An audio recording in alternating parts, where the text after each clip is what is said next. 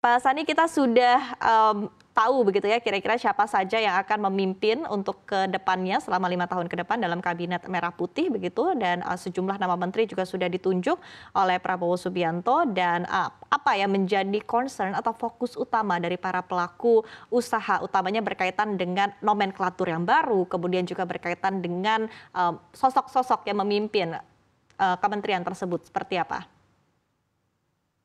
Ya, kalau nomenklaturnya sih nggak terlalu banyak berubah ya. Cuman ada pemecahan beberapa kementerian seperti Kehutanan dan Lingkungan Hidup, Kerja Dua, kemudian PUPR, dibagi dengan Perumahan Rakyat dan Kawasan Pemukiman. Cuman kalau dari figur-figur yang memang diberikan kepercayaan memang sangat bervariasi ya.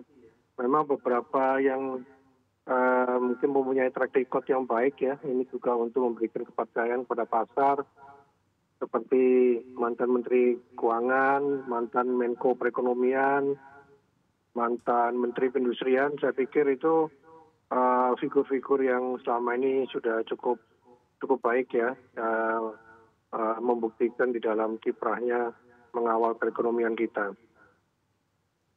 Oke, nah tadi Anda menyampaikan juga begitu bahwa ada beberapa nama yang sudah menjabat sejak kabinet sebelumnya begitu. Seperti apa pandangan dari para pelaku usaha sendiri begitu berkaitan dengan nama-nama, utamanya juga nama-nama yang menempati posisi strategis ya, seperti Kemenko Perekonomian, kemudian Menteri Ekonomi, Menteri BUMN dan juga lain sebagainya begitu. Seperti apa mungkin ini menjadi fokus dari para pelaku usaha akan kebijakan-kebijakan yang akan diterapkan ke depannya?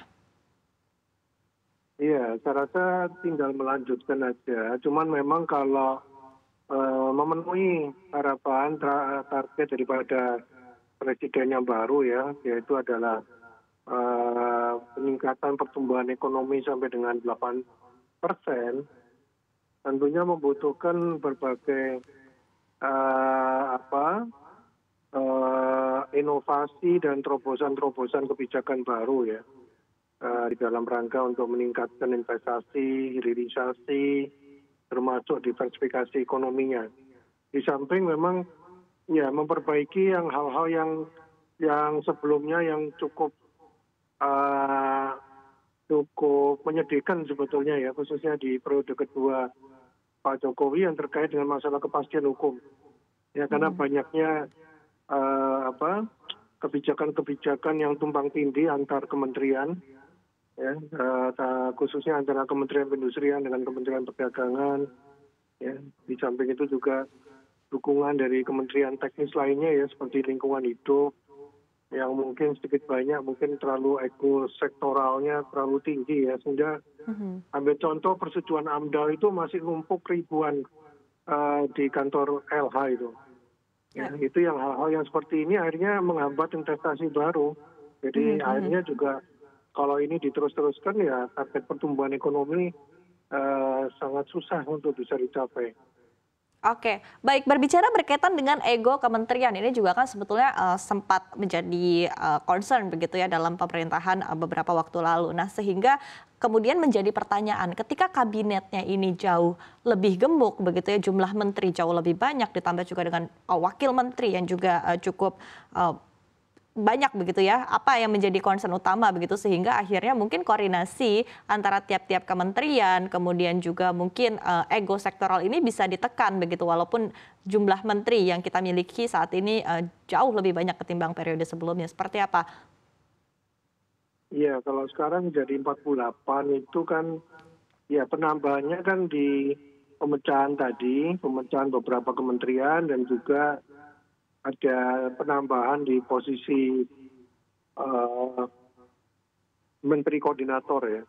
Yang selebihnya yang memang yang banyak sekali itu di posisi wakil-wakil menteri yang sebetulnya ya ini tergantung di koordinasi bagaimana antara menterinya dengan wakil-wakilnya ya. Diharapkan ya wakil-wakilnya ini ambil contoh misalkan di keuangan ya.